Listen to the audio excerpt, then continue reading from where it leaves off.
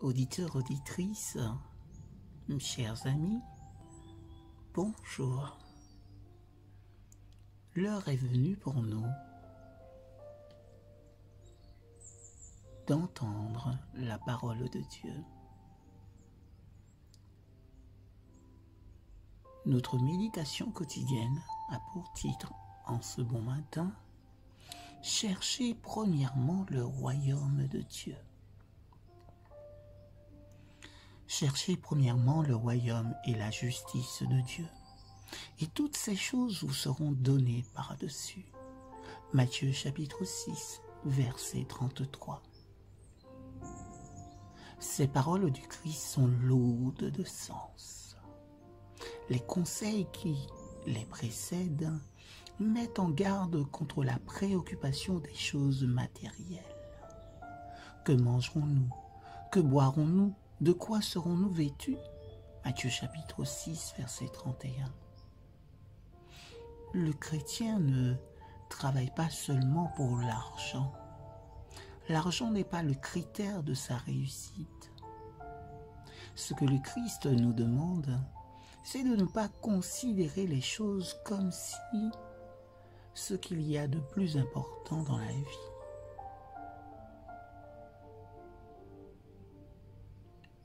S'unir avec le Christ pour s'intéresser aux gens et leur témoigner de la compassion prend le pas sur la prospérité et le rang social. J'ai connu un homme qui a refusé un gros salaire, bien plus élevé que celui que l'Église pouvait lui offrir, pour accepter un poste qui lui permettait de servir son prochain et de le conduire au Christ. Nous ne pouvons pas nous permettre de faire une erreur dans ce domaine. Être l'homme le plus riche de tous ceux qui sont enterrés dans un cimetière n'est pas un signe de réussite. Un homme qui n'a rien, qu'il puisse emporter au-delà de la tombe, est un pauvre. Il est réservé à Dieu et aux anges seuls d'être spectateurs, disait Bacon. Encore, les anges ne sont-ils pas de simples spectateurs, puisqu'ils sont des esprits au service de Dieu, envoyés pour exercer un ministère en faveur de ceux qui doivent hériter du salut? Hébreux chapitre 1, verset 14. Nous sommes invités à nous unir à eux dans ce service.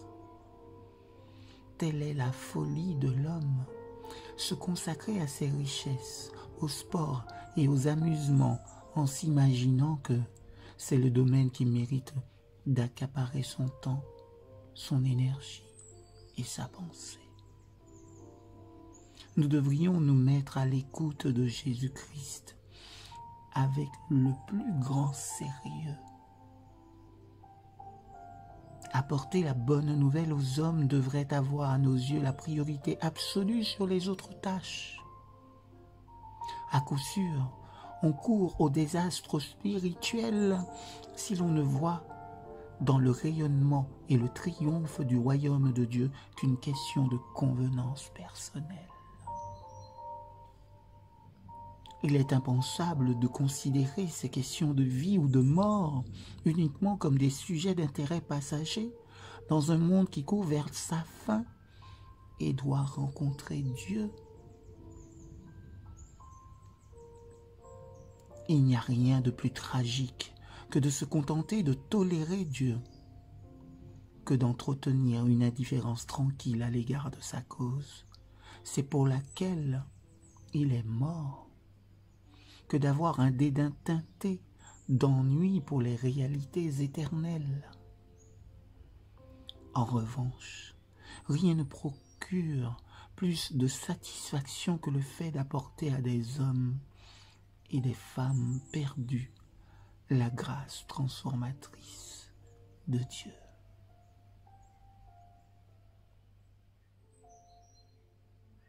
Amen.